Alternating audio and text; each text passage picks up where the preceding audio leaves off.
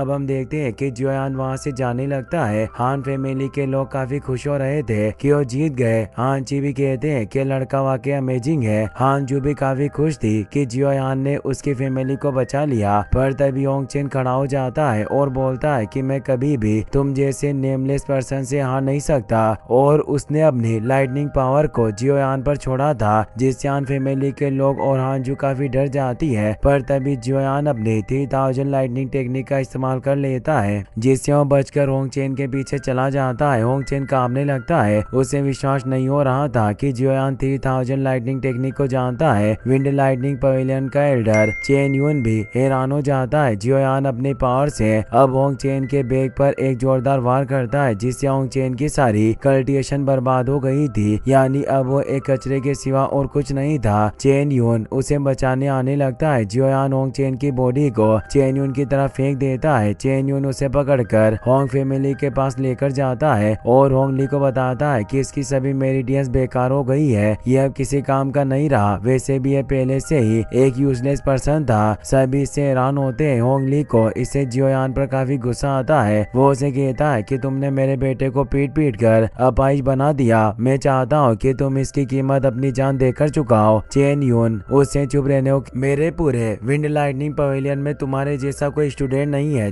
जो कभी हमारे पास बाहर से 3000 लाइटनिंग मूवमेंट को सीखने आया हो। जियोयान कहता है कि वाकई मेरे लाइटनिंग मूवमेंट को तुम्हारे द्वारा पहचान लिया गया है, लेकिन इससे कोई फर्क नहीं पड़ता और मैं तुम्हारे क्वेश्चन का जवाब देना उचित नहीं समझता। होंग चेन की मौत का जिम्मेदार वो खुद था। उसने चुपचाप मुझे मारने की कोशिश की, इसीलिए मैंने सिर्फ विरोध के लिए कार्रवाई की, इसमें मेरी कोई गलती नहीं है। हान फैमिली के डिसिपल भी कहने लगते हैं कि होंग फैमिली के लोग कमीने हैं, क्या ये अपनी हार भी बर्दाश्त नहीं कर सकते जो इन्होंने चुपके से जियोयान को मारने की कोशिश की। हमेशा लड़ाई में छुपकर किए गए हमलों को बहुत बुरा माना जाता है। चेन यून हंसने लग जाता है और बोलता है कि लड़के, क्या तुम मेरे साथ मजाक कर रहे हो? तुम आज यहाँ से कहीं नहीं जा सकते। होंग ली अभी भी काफी गुस्से में था। वो अपने साथियों से कहता है कि होंग चेन को यहाँ से लेकर जाओ और इसका इलाज करो, तो एक सैनिक उसे लेकर वहाँ से चला जाता है। होंग ली गुस्से में अपनी पावर को एक्टिवेट कर लेता है और तेजी से जियोयान पर अटैक करने जाता है। होंग ची ये देखकर परेशान होते हैं और वो जियोयान को बचाने के लिए होंग ली के अटैक को रोक लेते हैं। होंग ली और हान फैमिली के सभी लोग लड़ने के लिए आमने सामने आ जाते हैं। हान ची होंग ली से कहते हैं कि इस स्काई स्टोन स्टेज पर जीवन और मौत की लड़ाई नॉर्मल बात है और हम दोनों फैमिली में रूल है कि इस ग्राउंड में मौत के बाद कोई एक दूसरे को दोषी नहीं ठहराएगा। क्या तुम अपने हांग फैमिली के रूल को तोड़ने की कोशिश कर रहे हो? होंग ली कहता है कि इस लड़के ने मेरे बेटे को क्रिप्ट कर दिया, मैं इससे बदला लेना चाहता हूँ, मुझे किसी भी रूल की कोई परवाह नहीं है। हान जी, क्या तुम इस लड़के की वजह से मेरी होंग फैमिली के साथ युद्ध शुरू करना चाहते हो? हान यू इसे घबरा जाती है। हान जी कहते हैं कि रूल तो रूल होते हैं, मैं तुम्हारी होंग फैमिली की गुंडागर्दी को बर्दाश्त नहीं करूंगा, चाहे इसके लिए मुझे कुछ भी क्यों ना करना पड़े। होंग ली कहता है कि अगर हान फैमिली इस छोटे लड़के जियोयान को प्रोटेक्ट करेगी तो मैं तुम लोगों को नहीं छोड़ूंगा।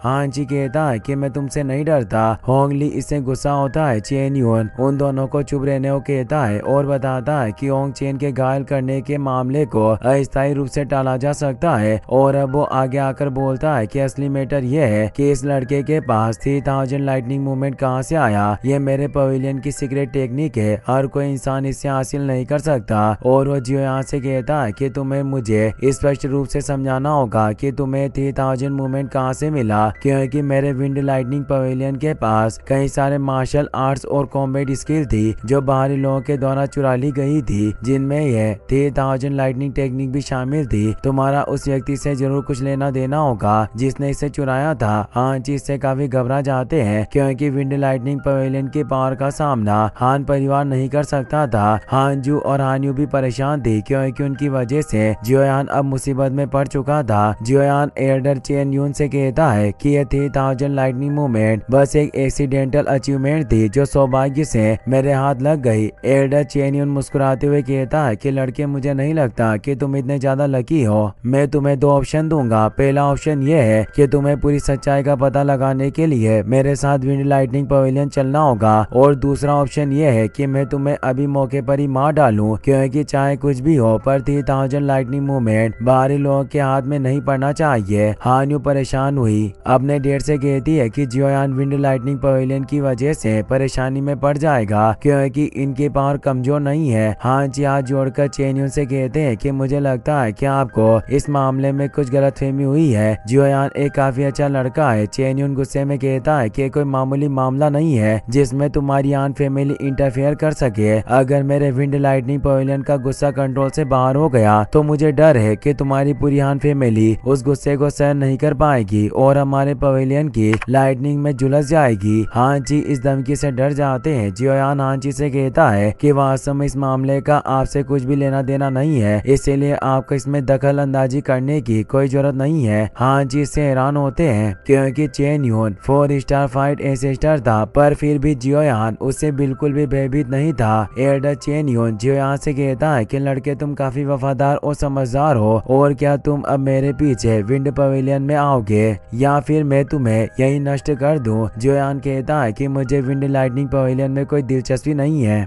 इसलिए मैं वहां नहीं जाऊंगा, और जहां तक बात मुझे नष्ट करने की है मुझे डर है कि आप इसके लिए पर्याप्त योग्य नहीं हो। यह कहकर जियोयान अपने रूलर को स्पेस रिंग में रख लेता है। होंग फैमिली के लोग हंसने लग जाते हैं। वो जियोयान से कहते हैं कि एल्डर चेन्यून फाइट एंसेस्टर है, फिर भी तुम इनकी पावर को कम आंक रहे हो। चेन्यून भी गुस्से में जियोयान से कहते हैं कि तुम काफी एरोगेंट हो, तुम केवल फाइट एम्परर हो, फिर भी तुम मेरे सामने इन बकवास बातों को बोलने की हिम्मत कर रहे हो, तुम काफी लापरवाह हो। तुम्हारी हिम्मत विंड लाइटनिंग पवेलियन के एल्डर को चुनौती देने की कैसे हुई। होंग फैमिली का एक डिसेबल कहता है कि लड़के जियोयान तुम काफी मूर्ख हो, और हमेशा तुम जैसे छोटी जगह के लोग ऐसे अज्ञानी होते हैं। पर जियोयान मुस्कुराकर उनकी तरफ देख रहा था तो चेन्यून भी हंसने लग जाता है और कहता है कि आजकल के यंग लोग वाकई दूसरों से कहीं ज्यादा पागल होते हैं। आज मैं अपनी आंखों से देखना चाहता हूँ कि मैं अपनी 4 स्टार फाइट एंसेस्टर पावर के साथ तुम्हें मारने के लिए कैसे योग्य नहीं हूँ। यह कहकर वो अपनी पावर को एक्टिवेट कर लेता है और तेजी से जियोयान पर अटैक करने आता है। जियोयान भी अपने 3000 मूवमेंट का इस्तेमाल करके तेजी से उसके अटैक से बचने लगता है। एल्डर चेन्यून जियोयान को पकड़ने की काफी कोशिश करता है, पर जियोयान काफी फास्ट था, वो चेन्यून के हाथ नहीं आ रहा था और उसके सभी अटैक से बच रहा होता है। जियोयान अब अपने बोन विंग्स को भी एक्टिवेट कर लेता है, जिससे उसकी स्पीड और ज्यादा बढ़ जाती है और वो तेजी से ऊपर की तरफ जाने लगता है। पर एल्डर चेन्यून अब अपनी लाइटनिंग बाउंड्री टेक्निक को एक्टिवेट कर लेता है, जिससे वो जियोयान को चारों तरफ लाइटनिंग से घेर लेता है। जियोयान अब बचकर भाग नहीं पाता। यह देखकर होंग फैमिली के लोग काफी खुश होते हैं। हांजू जियोयान को पसंद करने लगी थी, वो जियोयान को लेकर काफी परेशान होती है। चेन्यून तेजी से जियोयान पर अटैक करने आता है, पर जियोयान उसके आगे से हट जाता है और अपनी अर्थ लेवल की पपेट को बाहर निकाल लेता है, जो चेन्यून पर काफी पावरफुल अटैक करती है, जिससे वो लाइटनिंग वॉल टूट जाती है और एल्डर चेन्यून काफी दूर चले जाते हैं। वो अटैक इतना ज्यादा पावरफुल था कि किसी को कुछ दिखाई नहीं दे रहा था और सभी हैरान थे कि जियोयान ने चेन्यून को दूर कैसे किया।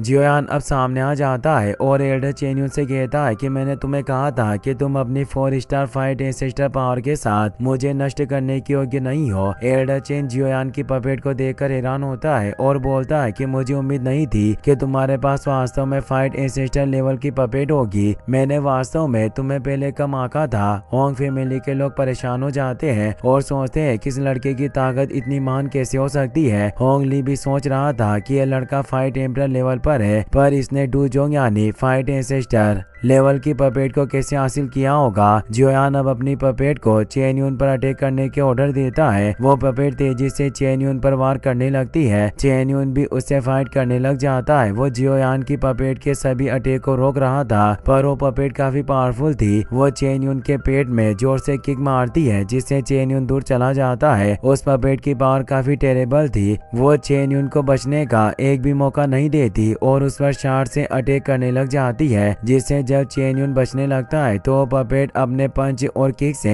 चेन्यून को मारने लगती है। उस पपेट की पावर की वजह से वॉइड में क्रैक्स पैदा हो रहे थे। इसी के साथ ये एपिसोड यहीं पर खत्म हो जाता है। गाइस, अगर आपको वीडियो पसंद आया हो तो इस वीडियो को लाइक करने के साथ साथ चैनल को सब्सक्राइब जरूर कर लेना। मिलते हैं नेक्स्ट वीडियो में। Thanks for watching.